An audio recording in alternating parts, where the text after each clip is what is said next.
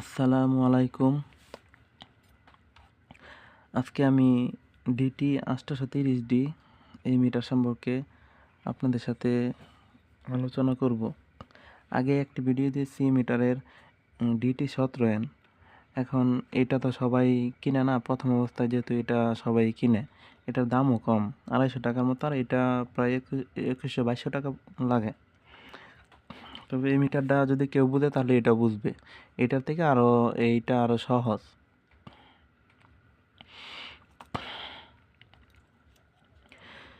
এইদিকে আর কি এই মিটারে অনেকগুলা দিছে, প্রুফ দিছে, এগুলো অনেকগুলো, আর এইগুলাতে শুধু সিলেক্ট করলে হয় এই মিটারে।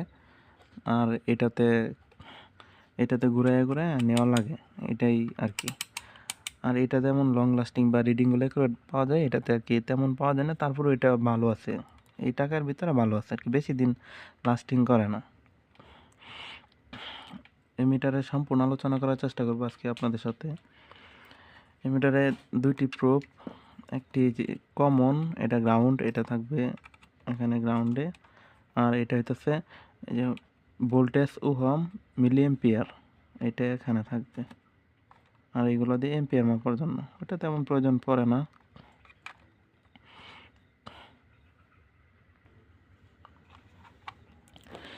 মিটারটি এখন অফ আছে। আমাদের এই মিটারে সবচেয়ে বেশি আমাদের যেগুলো প্রয়োজন পড়ে, এই বাজার মুড, অনেকে বিপ মুড বলে, বিপ মুড আর হইতেছে ডিসি মুড, এই দুইটারই আমাদের প্রয়োজন পড়ে।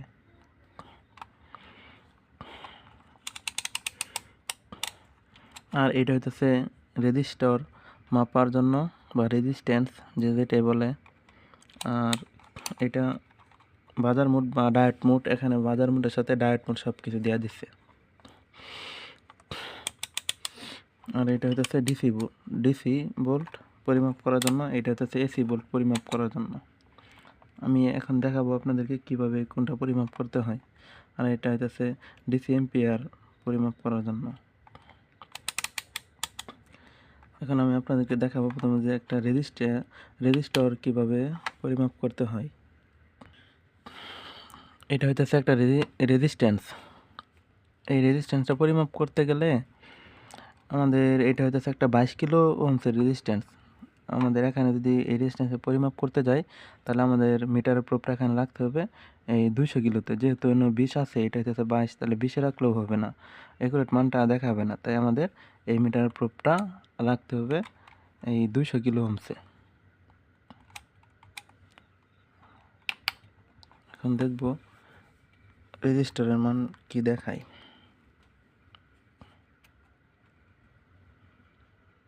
দেখেন এখানে 21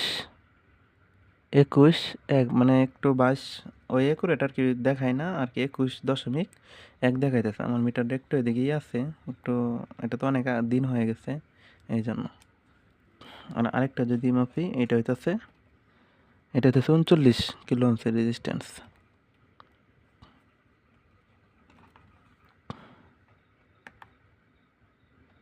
এখানে প্রায় 37-এর মতো দেখাইতেছে, বা 38। এখানে রেজিস্ট্যান্স মাপলাম, আর এইটা হইতেছে প্রায়, এটা হইতেছে 47 কিলো ওহমসের রেজিস্ট্যান্স। এটা দেখি কি দেখাই, এটা দেখা যাচ্ছে 46 কিলো। তাহলে রেজিস্ট্যান্স মাপাটা দেখাইলাম। আর যদি আমি 20 কিলোর নিচে মাপি, 10 কিলো বা 5 কিলো, 1 কিলো, তাহলে 20-তে রাখবো।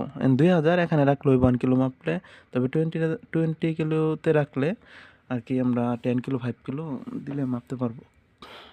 এরপর বাজার মুডটা দেখায়, যে বাজার মুডে কী কী, আচ্ছা এইগুলো দেখায়। এটা হচ্ছে ডিসি ভোল্ট পরিমাপ করার জন্য। এটা মিলি ভোল্ট। এটা যখন আমরা একটা ব্যাটারি মাপবো, আমরা জানি যে ব্যাটারিতে 4.2 ভোল্ট পর্যন্ত থাকে ফুল চার্জ হইলে, 3.7 থেকে 4.2। বা একটা বাটন ফোন চালু করতে গেলে 3.50 থেকে 4.2 এর ভিতর হলে চালু হয়। বা 3.50 নিচে যদি ভোল্টেজ কমে যায়, তাহলে ওই ব্যাটারিতে এই চার্জ উঠবে না বা মোবাইল চালু হবে না। 3.50 উপরে লাগে। দেখি এখানে কত আছে, 3.38 আছে, এগুলোতে চার্জ কম আছে, এটা 3.18 মতো, আর এটাতে আছে 4 ভোল্ট, এই একটাতে 4 ভোল্ট আছে, আর এগুলোতে কুইক দিয়ে তুলতে হবে। যদি আমরা 4 ভোল্ট মানে এই যদি 20-এর নিচে যত আছে আমরা অতটুকুই মাপতে হবে, কারণ এটা 2 ভোল্ট, এটা 2000 মিলিঅ্যাম্পিয়ার মানে 2 ভোল্ট, আর এটা 20 এখানে, তাহলে আমরা 4 ভোল্ট এখানে দিলে হবে না, এই জন্যই এই জায়গায় দিলাম। আর এটা তো অফ, এটা হচ্ছে এসি ভোল্ট পরিমাপ করার জন্য, সরাসরি কারেন্ট এটা দেখায়। এখন এসি ভোল্ট পরিমাপ করে আপনাদেরকে দেখাবো যে যদি আমরা জানি যে আমাদের কারেন্ট সব প্রায় সময়ই 220 থেকে 250 এর ভিতরে থাকে, বা গরমের দিনে অনেক সময় 200 নিচে চলে আসে, কিন্তু এখন তো শীত, এখন 200-র উপরে থাকবে, 200-র উপরে থাকলে আমাদের 750 দিতে হবে। যদি এর নিচে দেয় তাহলে অ্যাকুরেট রিডিংটা আমরা পাবো না।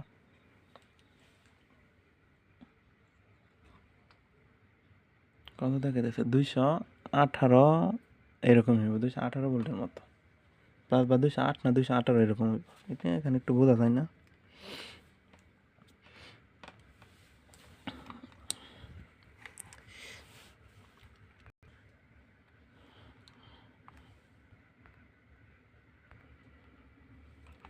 এখন আপনাদেরকে এসি মেপে দেখালাম, আর এটা হচ্ছে ডিসি মিলি এম্পিয়ার। এটাও তেমন আমাদের প্রয়োজন পড়ে না, আমাদের সার্ভিসিংয়ের সবচেয়ে বেশি প্রয়োজন হতেছে এই বাজার মোড বা বিপ মোড, আর ডিসি ভোল্ট, আর রেজিস্ট্যান্স, এইগুলো। আর এটাতে হতেছে, এটাতে যত সব কিছু আছে এটাতে মাপা, ডায়োড, ক্যাপাসিটর, এইগুলাতে, আর বা কোনো একটা ফোনে শর্ট আছে নাকি, হাফ শর্ট নাকি ফুল শর্ট, এই বিপ মোডের সাথে একসাথে ডায়োড মোডে দেওয়া দিচ্ছে এটাতেই।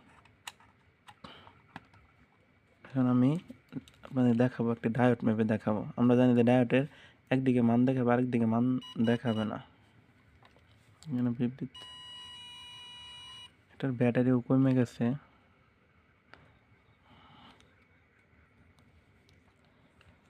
আমরা জানি ডায়োড একদিকে মান দেখায়, আরেক দিকে দেখায় না।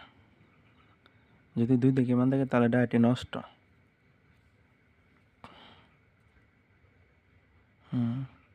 তার মানে ডায়োডটি ভালো আছে, কারণ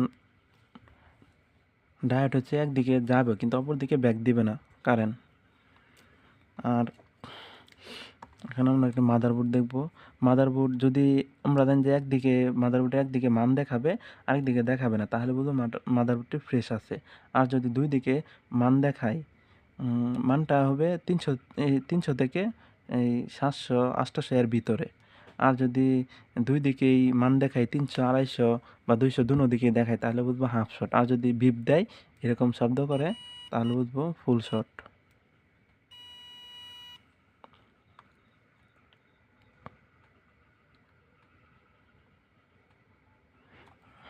একদিকে কিছু মান এসে চলে গেল, আরেক দিকে কিছু মান দেখাবে।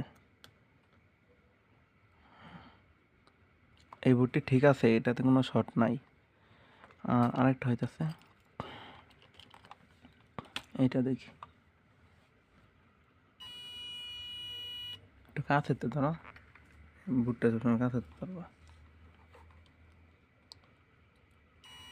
এই বুটটি ফুল শর্ট আছে। আরেকটা বুট আছে আমাদের কাছে, দেখি এটা,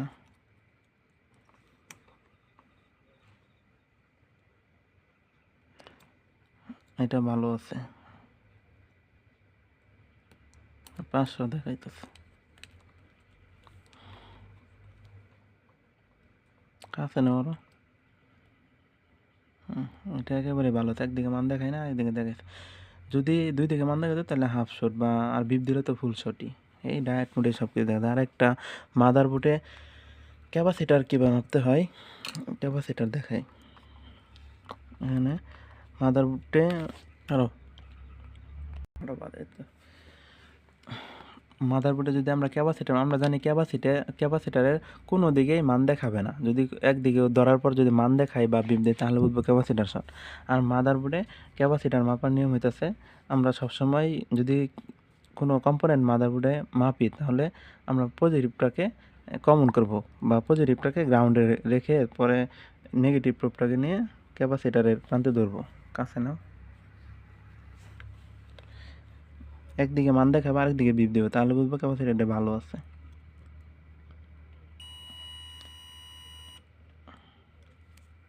একটু এদিকে নাও, এদিকে নাও।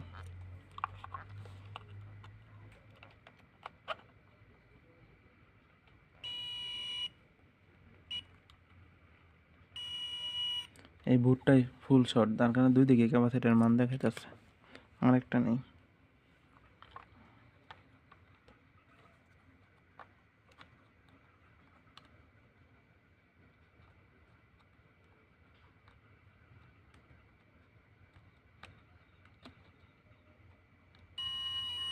একদিকে বিপ দিচ্ছে, আরেকদিকে 480 মান দেখাইতেছে ক্যাপাসিটার বলে। এইভাবে মাদারবোর্ডে ক্যাপাসিটার মাপতে হয়। আর যদি রেজিস্ট্যান্স মাপি তাহলে দুই দিকেই ধরবো বুটে, দুই দিকে ধরলে রেজিস্ট্যান্সের কিলো অংশে দেখাবে, রেজিস্ট্যান্স এই কিলো অংশে নিয়ে মাপতে হইব। আর ডায়োড মাপার ক্ষেত্রে ডায়োড একদিকে মান দেখাইলাম তো সেম এরকমই মাদারবোর্ডে আর কি, দুই প্রান্তে ধরলে ডায়োড থাকলে ডায়োডের দুই প্রান্তে ধরলে একদিকে মান দেখাবে, অপর দিকে দেখাবে না, তাহলে বুঝবো ডায়োড ভালো আছে। আর এই মিটারটা হচ্ছে খুবই সহজ, এটাতে এই যে এসি পরিমাপ করার জন্য এটা দিয়ে এসি পরিমাপ করা।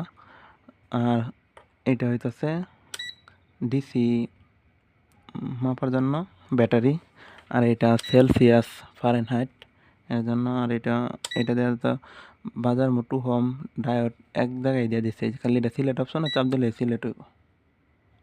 এই যে এখন বাজার মোডে আছে, এখন বাজার মোডে আছে।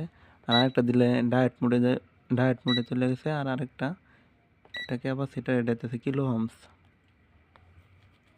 আর এগুলো এই মিটার সম্পর্কে আমি একটা ভিডিও দিচ্ছি, আপনারা দেখে নেবেন, আমি কাজে এটা দিয়ে বললাম না। আর এটা শুধু দেখানোর জন্য যে এই যে কিলো হোমসে আমরা যদি রেজিস্ট্যান্স মাপি, যদি আমরা ধরি এটা দিয়ে আর কি একুরেটটা পাওয়া যায়। কিলো হোমস মাপলে কিলো হোমসে নিয়ে এই যে এটা কিলো হোমস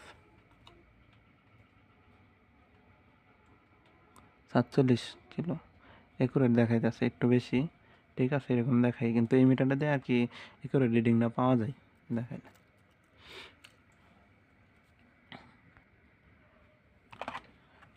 আর এই মিটার আমি এখানে দেখতে পাচ্ছেন একটা সুইচ দিছি, এই সুইচটা যদি না ইউজ করতাম, আগে শুধু খেলে আমার ব্যাটারি দিত সমানে, প্রায় সময় ব্যাটারি দিত। পরে আমি এই সুইচটা দিছি, এখন একটা ব্যাটারি অনেক দিন যায়, কিন্তু আমি এই মিটারটা ইউজ করে এখন বাদ দিচ্ছি। এখন আমি এটা ইউজ করি, এটা অনেক ভালো, এটা দেওয়া সবসময় ভালো একটা রিডিং পাওয়া যায়, খুবই ভালো লাগে মিটারটাও। ডিসি, এটা হচ্ছে ডিসি ভোল্ট, এখানে কোনো সিলেক্ট করা লাগে না, এটা যেরকম 20 কিলো সিলেক্ট করা লাগে, এটা E20 সিলেক্ট করা লাগে 20 ভোল্টে, কিন্তু এটা কোনো সিলেক্ট নেই, এটা শুধু ডিসি ভোল্টে নিলেই এই ধরলেই হয়। পরে যে দেখা যায় কত ভোল্ট আছে, 3.37।